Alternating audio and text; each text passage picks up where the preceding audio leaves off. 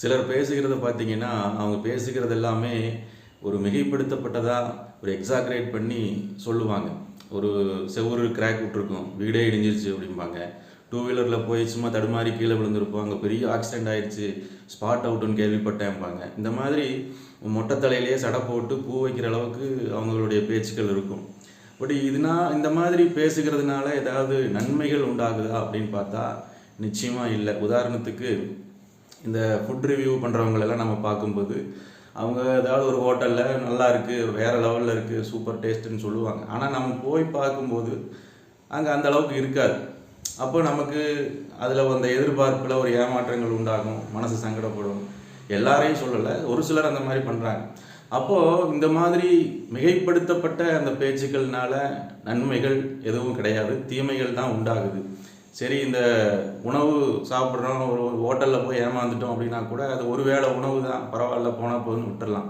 ஆனால் பெரிய பெரிய காரியங்கள், திருமண காரியங்கள், படிப்பு, வேலை வாய்ப்பு அல்லது ஒரு வீடு வாங்குகிறோம், இந்த மாதிரி விஷயங்களில் இந்த மிகைப்படுத்தப்பட்ட பேச்சுக்கள்னால நம்ம விழுந்துட்டோம் அப்படின்னா அது எவ்வளோ பெரிய பாதிப்புகளை அது உண்டாக்கும்.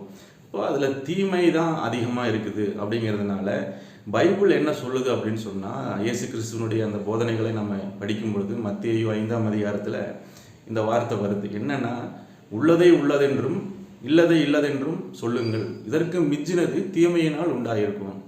அப்போ இருக்கிறத இருக்குதுன்னு, இல்லாததை இல்லைன்னு அது ஃபேக்டாக அப்படியே சொல்லும் பொழுது அங்கே நன்மை உண்டாகுது. இப்போ மாற்றி மிகைப்படுத்தி சொல்லும் பொழுது அங்கே என்ன, தேவையில்லாத எதிர்பார்ப்புகள் உண்டாகுது, ஏமாற்றம் உண்டாகுது.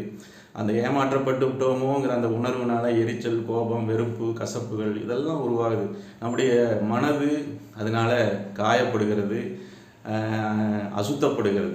அப்போ இந்த காரியங்களை நம்ம தவிர்க்கணும். நம்ம என்ன ஃபேக்டோ, இருக்கிறதே இருக்குது, நல்லதுன்னா நல்லது, கெட்டதுன்னா கெட்டது அப்படின்னு நம்ம சொல்லிட்டோம்னா அதனால் நன்மை உண்டாகும் என்பது தான் அந்த வார்த்தையினுடைய அர்த்தம். இயேசு கிறிஸ்துவின் போதனைகள் அதை தான் நமக்கு போதிக்கிறது. அதை நாம் ஃபாலோ பண்ணும்போது நம்முடைய வாழ்க்கை சமாதானமாக, சந்தோஷமாக இருக்கும். God bless you. Have a good day.